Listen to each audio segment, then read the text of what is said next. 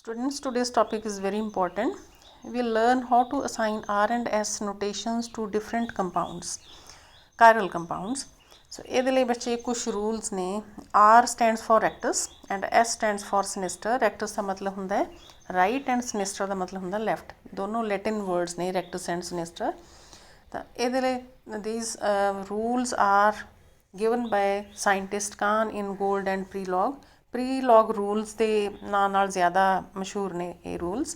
So the rules given are that if we are having some chiral carbon in a compound, ਤਾਂ ਉਹਦੇ 'ਚ ਬੱਚੇ ਜਿਹੜੇ ਚਾਰੋਂ groups different ਲੱਗੇ ਹੋਏ ਆ carbon atom ਨੂੰ, then these four different atoms or four different groups, they are assigned priorities depending upon their atomic numbers. The atom with highest atomic number is given the highest priority. For example, if there are four such groups, ਇਸ ਤਰ੍ਹਾਂ ਆ ਦਿੱਤੇ ਹੋਣ ਤਾਂ ਉਹਦੀ priority ਇਸ ਤਰ੍ਹਾਂ ਬਣੂਗੀ. ਬ੍ਰੋਮਾਈਡ ਸਭ ਤੋਂ ਵੱਡਾ ਹੈ, ਬ੍ਰੋਮੀਨ ਸਭ ਤੋਂ ਵੱਡਾ ਹੈ, ਫਿਰ ਕਲੋਰੀਨ ਆਉਂਦਾ ਹੈ, ਫਿਰ CH3 ਆਉਂਦਾ, ਫਿਰ ਹਾਈਡਰੋਜਨ ਆਉਂਦਾ ਹੈ. Similarly, if we are having these four groups, then first comes the group in which oxygen is bound attached to the carbon of ਦਾ ਕਾਇਰਲ ਕਾਰਬਨ. ਤਾਂ ਇਹਦੇ 'ਚ ਬੱਚੇ ਦੇਖਣਾ ਕਿ ਪਹਿਲਾਂ ਆਕਸੀਜਨ ਨਾਲ ਜਿਹੜਾ ਜੁੜਿਆ ਹੈ ਪ੍ਰਾਇਰਟੀ ਉਹਦੀ ਹੋਊਗੀ, ਫਿਰ ਨਾਈਟ੍ਰੋਜਨ ਵਾਲੇ ਦੀ ਹੋਊਗੀ, ਫਿਰ ਕਾਰਬਨ ਵਾਲੇ ਦੀ ਹੋਊਗੀ, ਫਿਰ ਹਾਈਡਰੋਜਨ ਦੀ ਹੋਊਗੀ. ਸੋ ਦ sequence of priorities is OH, NH2, CH3 and H.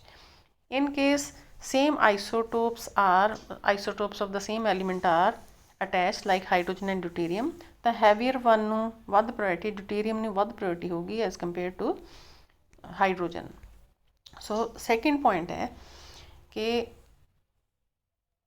ਜੇ ਬਾਈ ਚਾਂਸ ਸੇਮ ਐਟਮ ਲੱਗੇ ਹੋਣ ਜਿਹੜੀ ਕਾਇਰਲ ਕਾਰਬਨ ਹੈ, if it is having two similar atoms, for example in this case we are having directly attached atom ਨੇ ਇਹ ਦੇਖਣਾ ਕਿ ਜਿਹੜਾ ਕਾਇਰਲ ਕਾਰਬਨ ਹੈ, this is chiral carbon, directly attached ਹੋਇਆ ਹੋਇਆ ਐਟਮ ਕਿਹੜਾ ਹੈ. First priority goes to oxygen. Second priority can be given to any of these two carbons. ਤਾਂ ਕਾਰਬਨਸ ਨੂੰ ਇਹ ਦੇਖਣਾ ਕਿ ਫਰਦਰ ਅੱਗੇ ਕੀ ਲੱਗਿਆ ਹੋਇਆ ਹੈ ਨਾ. ਜੇ ਕਾਰਬਨ ਸੇਮ ਹੋ ਗਿਆ ਤਾਂ ਉਹ ਕਾਹਦੇ ਨਾਲ ਅਟੈਚਡ ਹੈ. ਆਹ ਕਾਰਬਨ ਹੈ ਜਿਹੜੀ it is attached to 3 hydrogens ਹੈ ਨਾ, CH3 ਹੈ. This carbon is having 2 hydrogens and 1 carbon, ਕਿਉਂਕਿ ਫਰਦਰ ਆਹ ਕਾਰਬਨ ਨਾਲ ਜੁੜੀ ਹੋਈ ਹੈ ਇਹ. ਸੋ 1 ਕਾਰਬਨ. ਸੋ ਇਹਦੀ ਪ੍ਰਾਇਰਟੀ ਹੈ ਜਿਹੜੀ ਉਹ ਜ਼ਿਆਦਾ ਹੋਗੀ.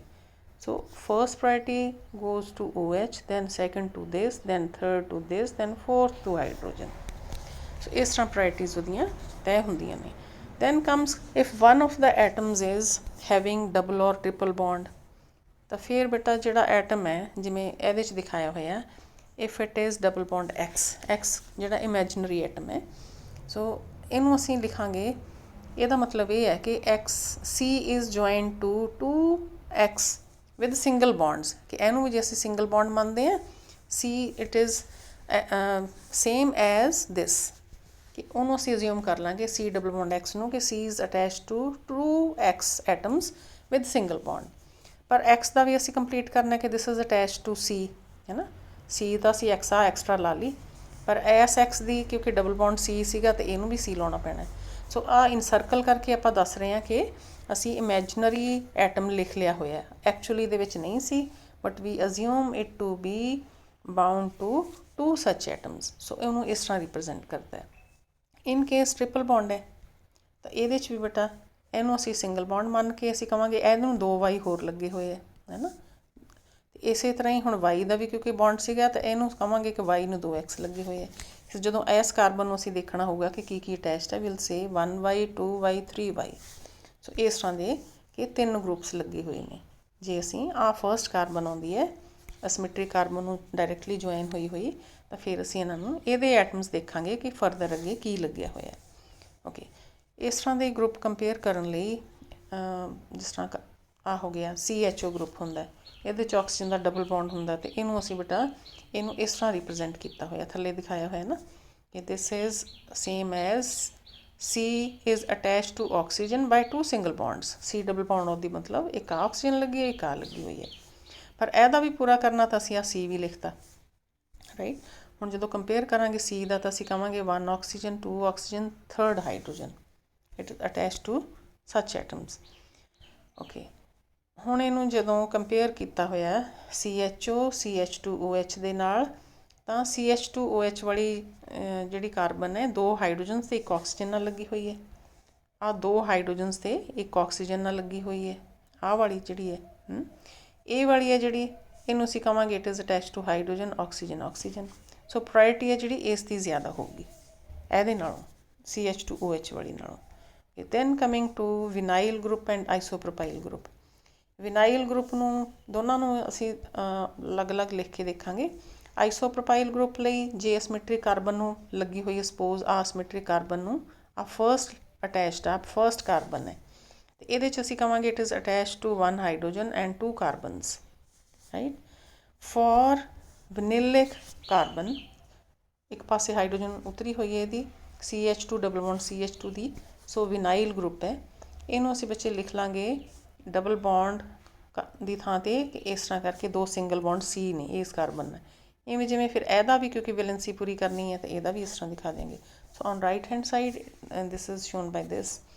ਫਸਟ ਕਾਰਬਨ ਕੰਪੇਅਰ ਕਰਨੀ ਹੋਊਗੀ ਤੇ ਅਸੀਂ ਕਹਾਂਗੇ it is attach to carbon carbon and hydrogen, ਠੀਕ ਹੈ। ਜੇ ਪਹਿਲੀ ਤੇ ਕੰਪੀਟੀਸ਼ਨ ਖਤਮ ਨਹੀਂ ਹੁੰਦਾ, ਸੇਮ ਐਟਮਸ ਹੋਣ, ਫਿਰ ਅਗਲੀ ਤੇ ਚਲੇ ਜਾਂਦੇ। ਪਹਿਲਾਂ ਫਸਟ ਦਾ ਕੰਪੇਅਰ ਕਰਦੇ ਹਾਂ, ਜੇ ਉੱਥੇ ਨਹੀਂ ਤੈਅ ਹੁੰਦਾ ਕਿ ਸੇਮ ਹੀ ਹੈ ਤਾਂ ਫਿਰ ਨੈਕਸਟ 'ਤੇ ਦੇਖਦੇ ਹਾਂ ਕਿ ਕੀ ਲੱਗਿਆ ਹੋਇਆ, ਇਸ ਤਰ੍ਹਾਂ ਕੰਪੈਰੀਜ਼ਨ ਅੱਗੇ ਕਰਦੇ ਹਾਂ। ਸੋ ਇਸ ਕੇਸ ਦੇ ਵਿੱਚ ਜਿਵੇਂ ਪ੍ਰੋਪਾਈਲ ਅਤੇ ਵਿਨਾਈਲ ਗਰੁੱਪ ਦਾ, ਤਾਂ ਇਹਦੇ 'ਚ ਪਹਿਲੀ ਕਾਰਬਨ 'ਤੇ ਹੀ ਇਹਦੇ 'ਚ ਤਾਂ ਅਸੀਂ ਵਿਨਾਈਲ 'ਚ ਤਾਂ ਕਹਾਂਗੇ it is attach to 2 carbons and 1 hydrogen, ਅਤੇ ਇਹ ਵਾਲੀ ਸੀਗੀ 1 ਹਾਈਡਰੋਜਨ ਐਂਡ 2 ਕਾਰਬਨਸ। ਸੋ ਪਹਿਲੀ ਦੇ ਤਾਂ ਕੰਪੀਟੀਸ਼ਨ ਖਤਮ ਨਹੀਂ ਹੋਇਆ, ਇਹਦਾ ਮਤਲਬ ਫਿਰ ਅਗਲੀ ਦਾ ਦੇਖਣਾ ਪੈਣਾ ਕਿ ਸੈਕਿੰਡ ਵਾਲੀ ਕਾਰਬਨ ਹੈ ਜਿਹੜੀ ਇਸ ਤੋਂ ਅਗਲੀ ਕਾਰਬਨ ਹੈ, ਇਟ ਇਜ਼ ਅਟੈਚ ਟੂ 3 ਹਾਈਡਰੋਜਨਸ।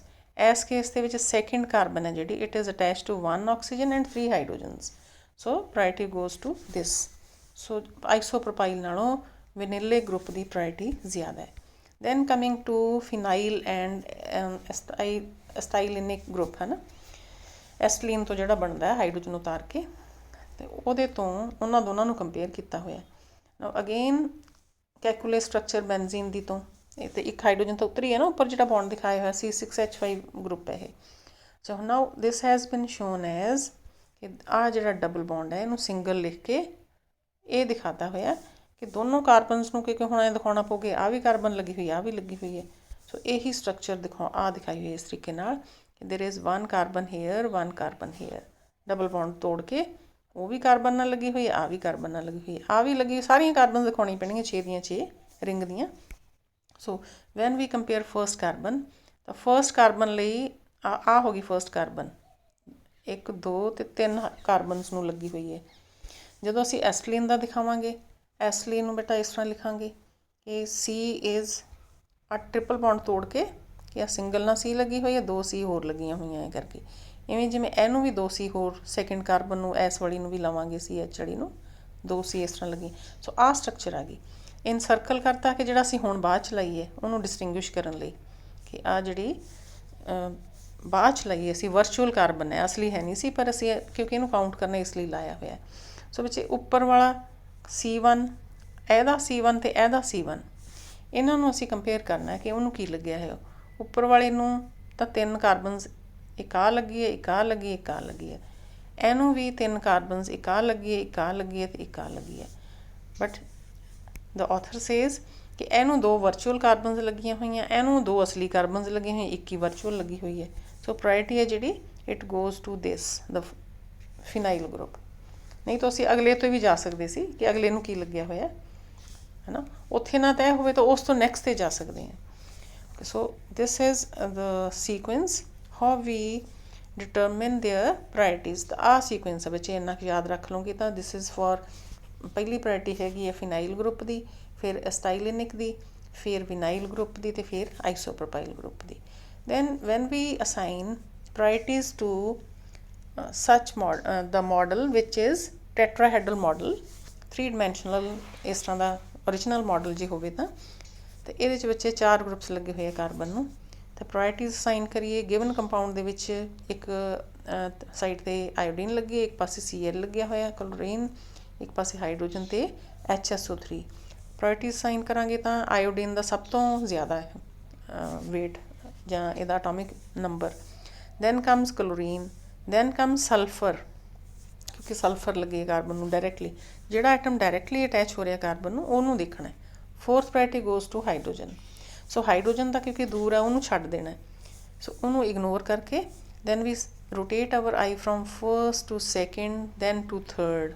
ਤਾਂ ਜਿੱਧਰ ਨੂੰ ਐਰੋ ਬਣਦਾ, ਜਿੱਧਰ ਨੂੰ ਆਪਣੀ ਘੜੀ ਚੱਲਦੀ ਹੈ clockwise direction ਚੱਲਦੀ ਹੈ, ਤੇ ਇਹਨੂੰ ਕਨਫੀਗਰੇਸ਼ਨ ਦੇਣੀ ਆ R।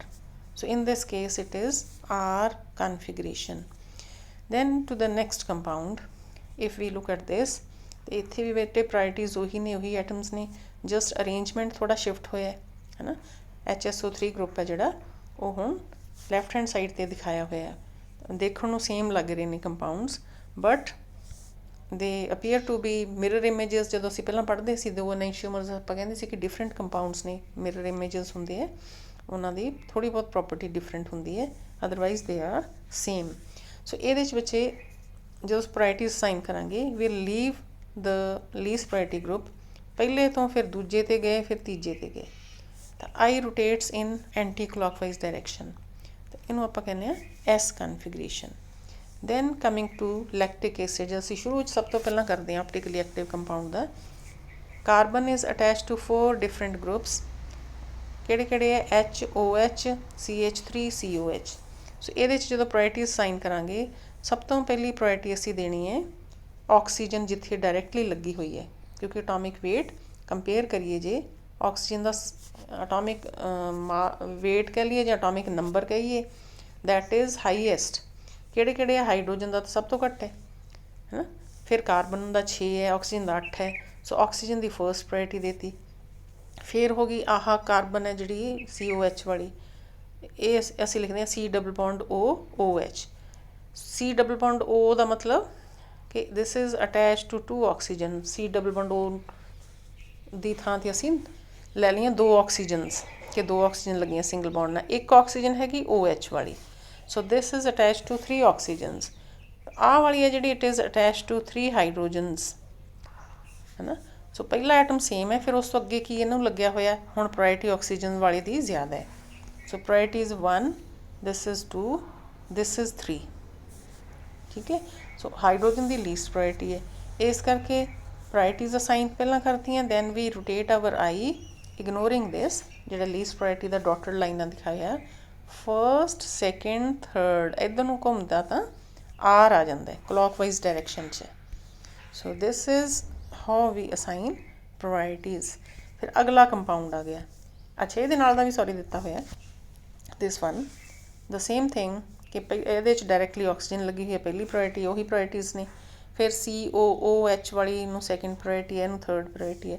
ਅਤੇ ਇਗਨੋਰਿੰਗ ਦਿਸ ਲੀਸਟ ਪ੍ਰਾਇਰਟੀ ਵਾਲੇ ਗਰੁੱਪ ਨੂੰ when we start from first to second to third, because our eye travels in anti-clockwise direction, so this is S notation। so ਇਹ ਹੋ ਗਿਆ ਲੀਵੋ ਰੋਟੇਟਰੀ, R ਵਾਲਾ ਹੁੰਦਾ ਡੈਕਸਟ ਰੋਟੇਟਰੀ। then next is ਤੁਸੀਂ R and S ਹੀ ਦੱਸਣਾ ਹੈ, ਅੱਗੇ ਬਹੁਤਾ ਦੱਸਣ ਦੀ ਲੋੜ ਨਹੀਂ ਹੈ। then coming to this is compound having 4 different groups।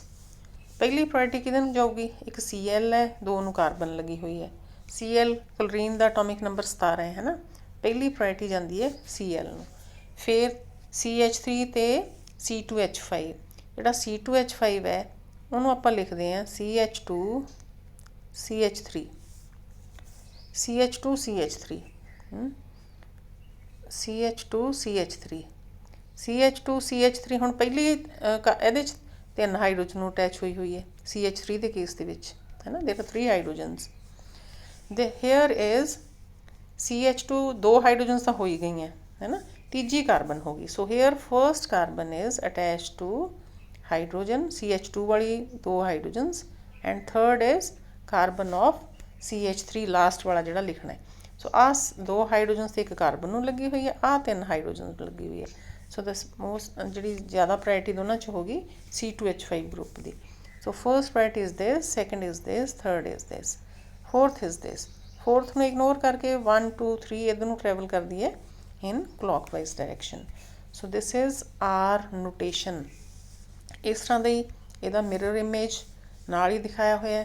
So mirror image ਜਿਹੜਾ ਕੰਪਾਊਂਡ ਇਹਦਾ, ਉਹਦੇ 'ਚ सेम प्रायोरिटीज़ ने, फर्स्ट, सेकेंड, थर्ड, फोर्थ ਨੂੰ ਇਗਨੋਰ ਕਰਕੇ when we start looking from first to second to third इस तरह आ गया S, एंटी क्लॉकवाइज डायरेक्शन होगी.